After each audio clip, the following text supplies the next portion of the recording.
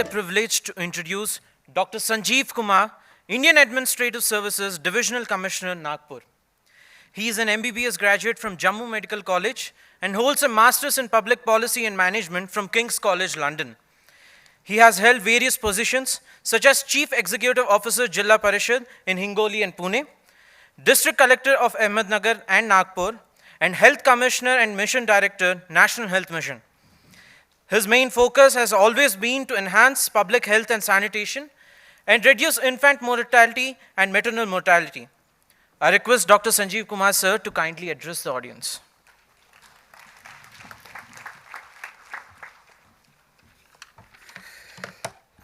Good afternoon to all of you. And Dr. Rajni Gupte, Vice Admiral Dr. Ravi Kalra, Dr. Rajinder, longtime friend, Dr. Rajiv, and friends. As explained earlier, by training, I am also a doctor. I was a doctor, and you are doctors. But then it's always pleasure to meet, interact. I'm sure you would agree that where you spend your 5-6 years of graduation, I think that stays with you for whole of your life. So I always love to interact with the doctors, meet doctors, and the people who are involved with the healthcare administration. So in that context, thank you, Dr. Rajiv, for invitation, for having me here. And because I am not a practicing doctor, I'm more of a generalist administrator. So I would slightly take you away from the core healthcare inputs you have been getting probably for the last 2 days. So is India rising or India falling? That is the question I think most of us would be discussing, we keep discussing in our drawing rooms. So what is actually happening? And then I'll definitely come to some of my thoughts on healthcare as well, because that's what I have been called here. So during British rule, for I think almost 200 years, we grew at around 0.2% annually. You were almost completely stagnant. From 47 or to another 40 years or so, we grew somewhere around 2 to 3%. That economist Rajan coined the term Hindu rate of growth. And then after 1991 reforms, from 91 to 2002-03, we grew roughly about 5%. Then for almost a decade, we grew at around 8% or 9%. And then subsequently, it's roughly about 7%. And we are very unhappy, unsatisfied. We are growing not that fast. British economist and Nobel laureate, I think about a few months back, was in India. And he said he's a monetary economist. So he was narrating his experience. Can I take about 15 minutes? So he was narrating his experience about, he said, I wanted to be in the development economist, as a development economist. But when he started his career, he said studying development economy was mainly about why the poor countries are poor. So it was so depressing that he decided not to go for development economics, and so he went and studied monetary economics. He's a Nobel laureate, and he said what India has done in the last 30 years, UK did that in 150 years. So if you go to Google and look at the economic growth rate of UK over the last 200 years, barring probably the post-war, Second World War few years when UK grew by about 8, 9, 10%, the average growth rate were about 3%, 4%, 2%, 3% here and there. So what we have done in the last 30 years, I think the only other country which has done is probably, I think, definitely China. Such a big country, such a diverse country, such a huge country. Uh, our historian Ram Guha calls that creation of India as a nation state was most recklessly ambitious and ambitiously reckless experiment in human history.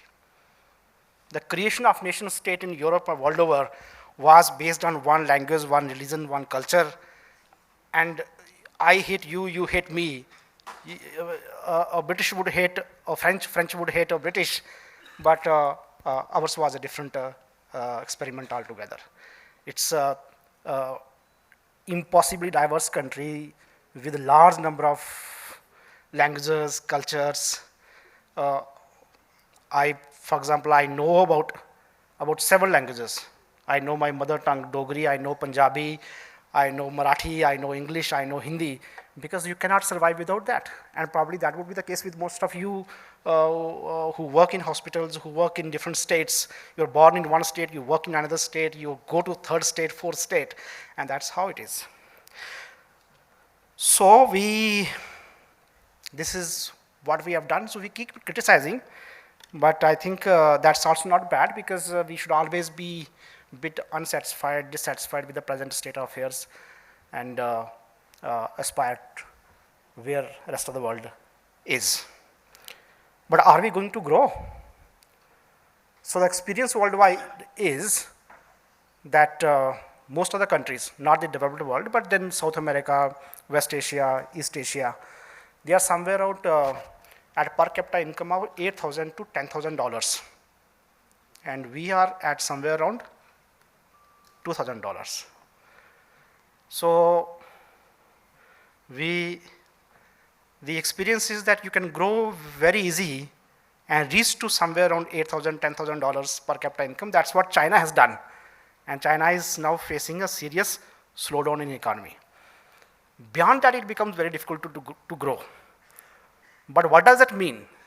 It means that there is a rule of 70-72, that you, at the whatever rate your hospital, your institution, your country is growing, you divide 70 by that number, and in that many number of years, you will double your income. So let's say if you are growing at around 7%, 70 divided by 7 means it would take about 10 years to double our income. So from 2000 to 4000, we would take another roughly about 7-8 years. From 4000 to 8000, we would again need another 10 years. From another for another 2000 or 4000, we would need another 3-4 years, which essentially means that for next 25-30 years, this country has huge potential. And that's the time available to you and me, to most of us. So friends, our generation, or your generation, is the luckiest. We have seen, we are witnessing some of the fundamental, profound changes in human history in India, which probably after 30 years, next generations will not see, and in the last 1,500 years, 3,000 years of our history, we did not see. So that way we are all lucky. But then there are certain challenges as well. And the challenges are that because of globalization, and now we have some kind of backlash against globalization, there are global supply chains. I think you would be understanding that more than me, that one iPhone is not made in one particular country because of technology, because of communication, because globalization was all about the exchange, the free flow of goods, services, people, ideas, technology. And as a result of that, one particular product is made in probably 30 or 50 countries. And this actually led rise of middle class in China and India. And this actually led to loss of jobs in America, Western world. The working class started suffering. The rise of middle class in India and China has not come out of the blue. It has come somewhere. Of course, the overall size of the economy has quadrupled in the world, but then it has come at the cost of some people in the West, and that's why now you see someone like Trump coming. For how long it's going to be there, we don't know. But then this is the trend world over. There are changes as well in terms of technology. So you have growth, but no jobs. And that's what we are calling in India as well, the jobless growth. So you have the money, but not the jobs. And the world over, I think 20 years back, 25 years back, if someone had said that without any work, any quid pro quo from government or from people, you give 6,000 rupees annually to farmers in their bank accounts, or 72,000 rupees to 20% of people without any kind of quid pro quo, we would have thought it's a crazy idea. We would have thought it's too much. But this is what actually is happening not only in India but throughout the world. Because there are some profound changes in society and led by technology, where you have growth and no jobs. Traditionally, we understood capitalism as a form of production which initially leads to increase in inequalities, as it happened in Europe, and then subsequently it leads to equalities. The kind of mobile I would use in 2003 when I joined service, my peer, my driver also don't use those kinds of mobiles now. So it leads to equality over a period of time, as it happened in Europe. But it's not true. There is something called, some people are calling now the Rentier Capitalism, where the disproportionate distribution of wealth of late, that whatever the wealth is being generated is not being equally distributed, and as a result of that, the few people at the top are benefiting so much, and that's why the distrust of the elite. One of the reasons for rise of people like Trump is the suffering of the working class, but at the same time, they have somewhere some enemy that the elite has benefited the most. So we have a situation where we would have money, but we may not have jobs. So probably, or we will have jobs, but we don't know, after 10 years they will disappear. A new set of jobs will come. Artificial intelligence, for example. I don't know, maybe within the next 5-6 years, you would not need a radiologist. That's what I told my wife, who's a radiologist, that you may not need a doctor to read an X-ray, a CT scan, an MRI. Driverless, vehicles. There are 2 million drivers in India.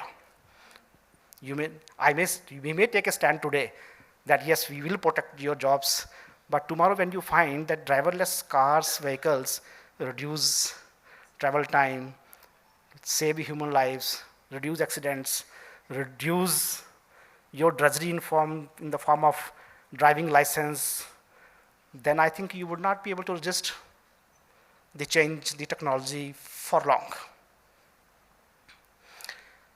So jobs are changing, and gone are the days then when we used to think of MBBS ho gayi, engineering ho gayi, now the time to enjoy and marry, and why to study now? Study is over.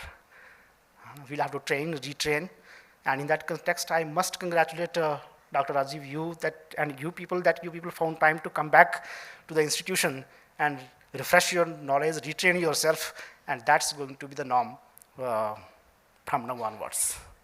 That there are some profound changes happening in society, and we are not immune to those changes. New jobs will change, new jobs will not come. The definition of job itself will change. So you take care of my mother in hospital, that is a job. So I take care of my mother in my house, that's not job. So you cook food, you take care of kids, It's not a job.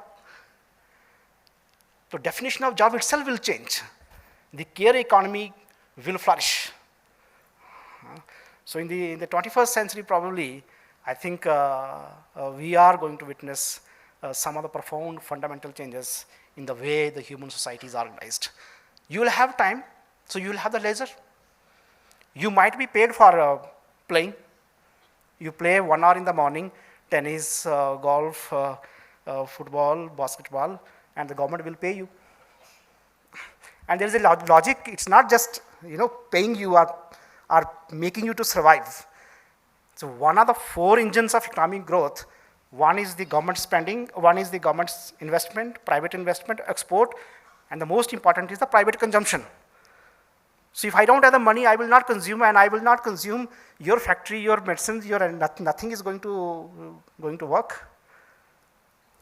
So I have the vested interest in distributing money to the people, that they will have the consumption power, and when they consume, it will give impetus and further push to the economy. So the concept of job itself might change, and it will change. That the care economy, you take care of kids, that will be valued. You cook food, you take care of household, that will be valued. So I think we are just seeing some of the fundamental changes in human society. And definitely, when we discuss is India rising, is India falling, I think we must put that in historical context. And in that historical context, we cannot, of course, ignore that we missed the bus when it was the issue related to industrial revolution. We are at a level of economic development where USA was in 1910. So there is a century of gap. And I cannot just compare, यार अब हम India वाले उसके जैसे क्यों नहीं है, USA जैसा. हम तो वहाँ पे आके आए, वहाँ पे इतने अच्छे रोड, इतना अच्छा ये है, इतना अच्छा वो है, ये है, वो है. In terms of our social behaviors as well, we keep criticizing all our problems. I was listening to a lecture and they said that in 1820, so it was 2 American presidents, two persons who were fighting for the American presidency. One was from Yale, Harvard, another was, who had the money but a kind of a small time. That candidate from Yale, Harvard lost the election because the other fellow bought the voters. And that trend, he says, continued for almost a century. So in terms of our social behavior, that historical paths, I think they are also important. So anyway, I think those are not the issues related with the healthcare. So in that context, when we say about human welfare, India becoming another, will India become another China? Or will we grow past China? I think probably yes. We are roughly about 15 to 20 years behind China. China has already slowed down. By the last 4th quarter of this century, we might go ahead of China. And the reason being that it's very easy to order people and construct big highways, big railway lines, bullet trains. It may not be so easy in India because of our democratic polity, diverse society, but to go beyond, as I just said in the beginning, go beyond 10,000, that at that time, once you have no more highways to be constructed, no more bullet trains to be put in place, and you have the responsibility of growing, making your country great, then you need innovation, then you need diversity, then you need creativity, and for this, for these things, the Indian democratic polity, Indian society, Indian constitution, we encourage, we promote, we debate, we discuss. And for that, we are definitely far superior to China. So when it comes to that level, I think India will be far better than China. It's true that we discuss too much, we debate too much. We kept on debating for, I think, almost a decade whether to have underground or overground metro in Pune. so anyway, So in that context, friends, when we get money, invest, the health, of course, is going to be very important. It has already become. Dr. Ravi Kalra has already mentioned that some fundamental changes are happening. I'll just take, I think, about 2 or 5 minutes about healthcare. So what actually is the healthcare situation in India? In terms of maternal, so probably I think 30 years, 40 years back, when you would talk to someone regarding health, he would tell you, so this many number of sterilizations have been done. The health was equated with the number of family planning operations. And then in the last 20, 25 years, it has changed to maternal child health, the institutional deliveries, then first referral units, providing cesarean facilities, providing newborn care. So this is roughly about, right now, about 15% of our total requirement in the society. I think most of you would be knowing.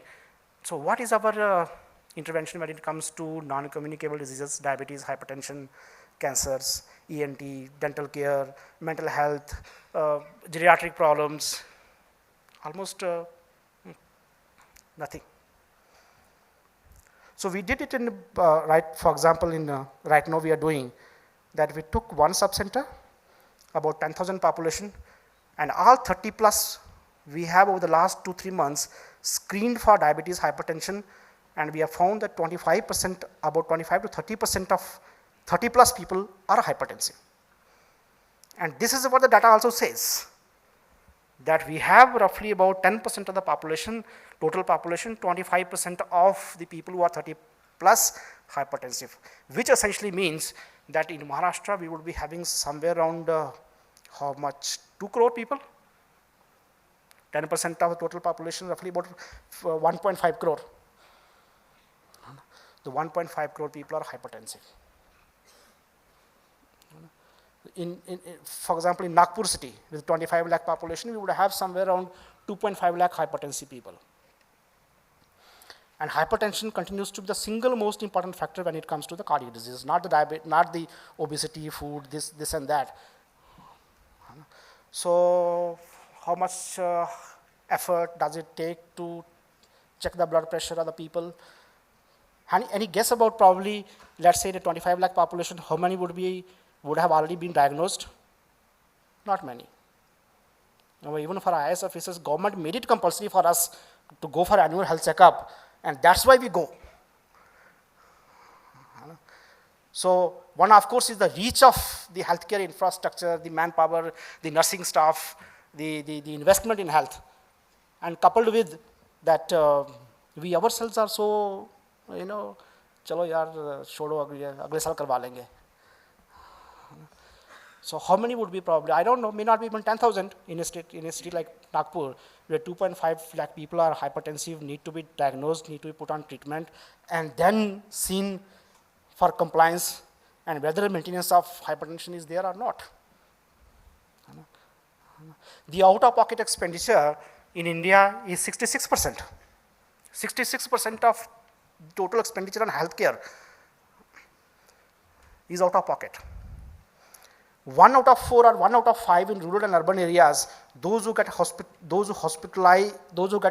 hospitalization, they borrow money. It is as bad.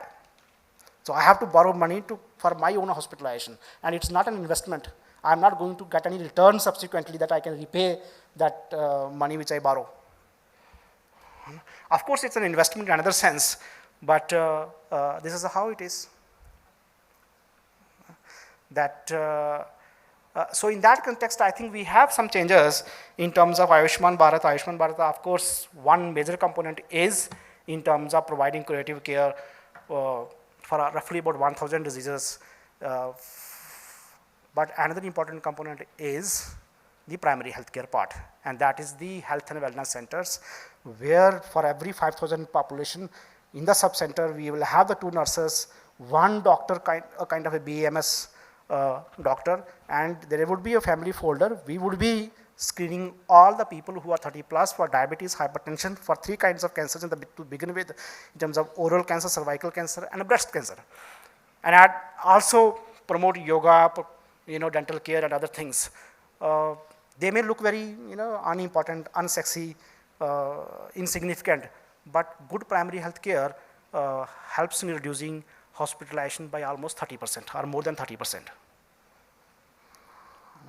So we have at the one extreme where we talk about the quality of healthcare, which is of the international standard, and all those things which are talked in UK, USA, Europe, and we talk here in Symbiosis, but at the same time we have the people where millions of people are deprived of something as basic as checking blood pressure, checking diabetes. Maybe we took a oral health campaign. I was for some time, less than a year as Commissioner Health. So we just took a kind of, just sent our people to families and just trained them to examine the oral cavity.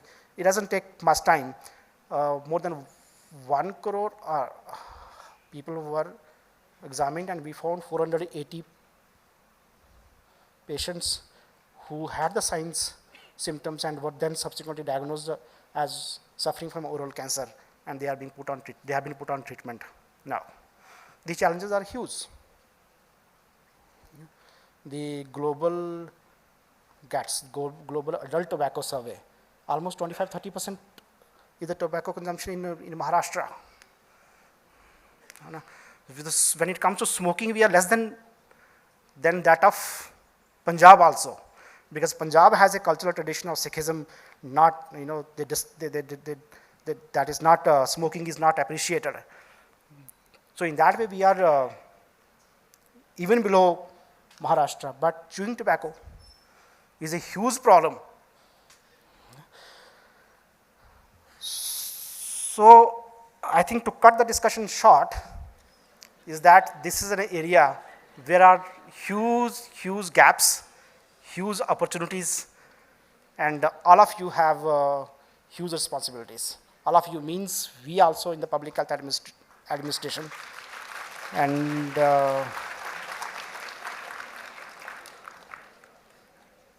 I will finally agree with Dr. Ravi that healthcare management is a huge challenge. I'm sure I have a basic belief, faith, that within the next 5 to 10 years, you would see huge changes when it comes to healthcare delivery. And good luck, my best wishes to all of you. Thank you.